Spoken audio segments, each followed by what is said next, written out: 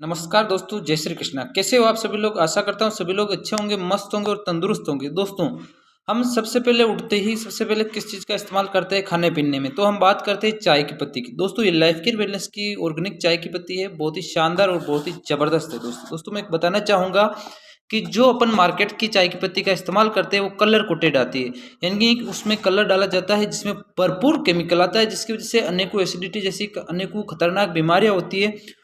और दोस्तों, उस बीमारी की वजह से कहीं न कहीं हम मतलब अस्पताल में पैसा भरने जाते हैं दोस्तों। तो कहीं न कहीं हमें अच्छे ऑर्गेनिक चाय की पत्ती का इस्तेमाल करना चाहिए, जो कलर कोटेड नहीं हो, जिसमें केमिकल नहीं आए। तो दोस्तों, ये हमारे लाइफ केयर वेलनेस की बहुत ही शानदार चाय की पत्ती है। मैं चाहूँगा कि इसे जल्द से जल्द ऑर्डर करें और एक बार इसका इस्तेमाल करके आपको पता चलेगा कि इसके अंदर कितना कलर आता है और कितनी कलर की मात्रा आती है। ये हम 100% लाइव डेमो करके भी दिखा सकते हैं दोस्तों। Okay, thank you. ऑर्डर करने के लिए दिए गए नंबर से संपर्क करें।